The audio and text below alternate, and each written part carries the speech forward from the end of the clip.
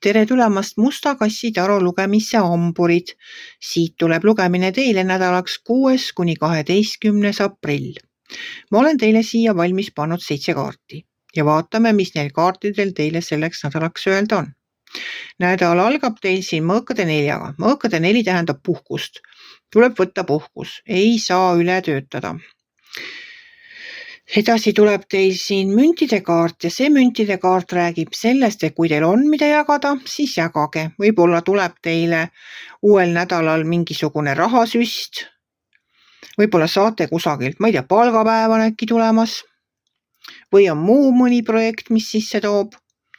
Ja kui teil näiteks on vaja küsida raha, et siis ärge häbenege seda ka küsida. Et see ei pea olema raha, see võib olema toetus, võib olla see nagu selles mõttes, et mingisugune, kuidas ma ütlen, see võib olla nagu selline, küsite nõu kellegi käest või palute kellelgi ennast aidata, millega iganes, aga te võite ka seda jagada. Et pigem mulle tundub, et on mida jagada, et siis tuleb jagada.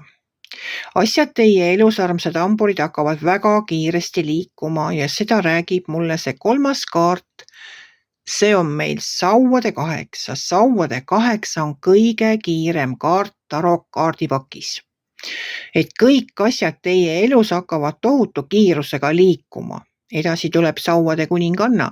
No sauade kuninganna on hambur ise. See on särav, tark, alati terava mõistusega, alati valmis härjal sarvist haarama, et sauade kuninganna ei saa enda tarkust sära ega, kuidas ma ütlen siis, jah, seda sama sära, et ta ei saa seda peita.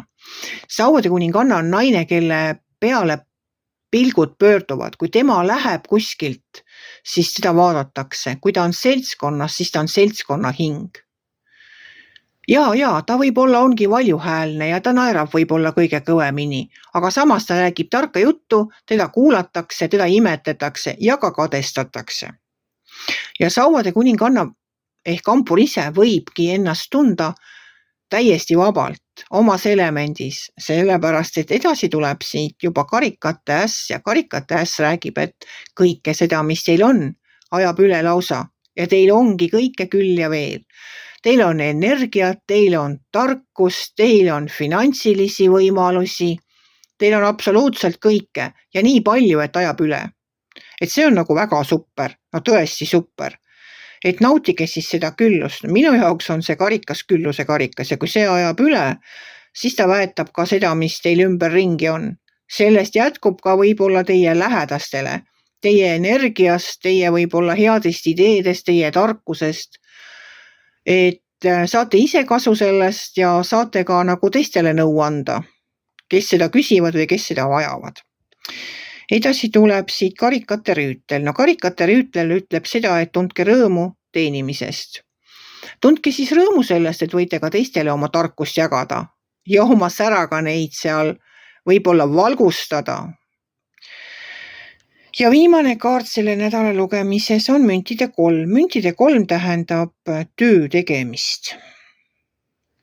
Tähendab sellist pühendunud töö tegemist, ma pigem ütleksin, et see tähendab uue projekti kirjutamist. Et mulle tundub, et siin nädala lõpus tuleb hamburile hea idee, mida on hea ja mõistlik paberile panna.